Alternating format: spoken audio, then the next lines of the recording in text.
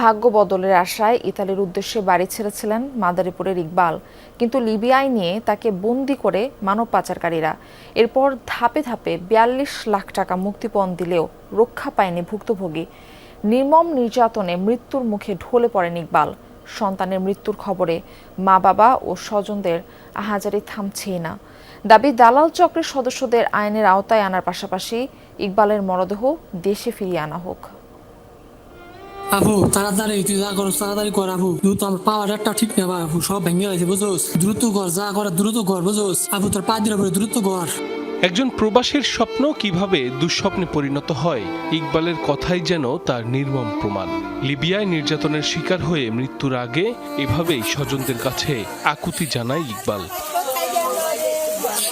মাদারীপুর শিবচর উপজেলার সরকারের চর গ্রামের মোতালেব মাতবর ও পুষ্প বেগমের ছেলে ইকবাল মাতবর, দুই ভাই ও এক বোনের মধ্যে সবার বড়। ইতালি যাওয়ার উদ্দেশ্যে প্রায় ১ বছর আগে ঘর ছাড়েন। সরাসরি গন্তব্যে পৌঁছে দেওয়ার শর্তে পার্শ্ববর্তী সলেনামা গ্রামের সাগর কামরুল সহ দালাল চক্রের হাতে ২২ লাখ টাকা তুলে দেওয়ার সমঝোতা হয়। তবে লিবিয়ায় নিয়ে সন্ত্রাসী চক্রের কাছে ইকবালকে জিম্মি করে রাখে চক্রটি। এরপর শুরু হয় অমানবিক নির্যাতন। পরিবারকে ভিডিও কলে রেখে দেখানো হতো সেই দৃশ্য।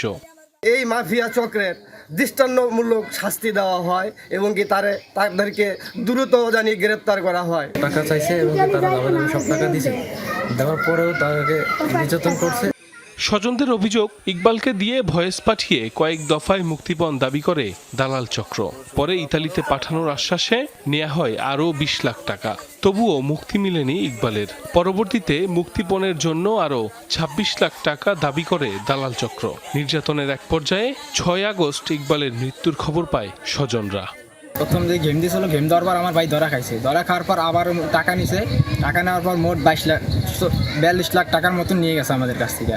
ডেলি মারতো, দুবেলা ফোন করতো, দেখাইতো আর টাকা দাবি করতো। এ ঘটনায় জড়িতদের বিরুদ্ধে শিবচর থানায় লিখিত অভিযোগ করেছেন ইকবালের স্বজনরা।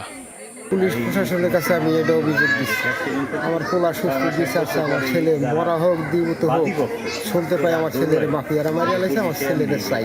আমার ছেলের বিচার চাই, আমি টাকা পয়সা সাগরের কাছে চাই না, আমার ছেলে ফেরত চাই। ও কিভাবে আমার সন্তান আমার বুকে দিব?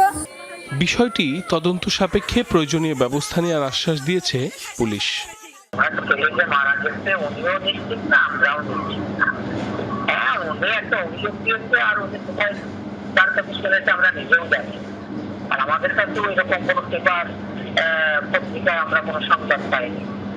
উনি একটা অভিযোগ দিয়েছে সন্দেহের বশে। হ্যাঁ, তারপর আমরা ওটা তদন্ত করছি।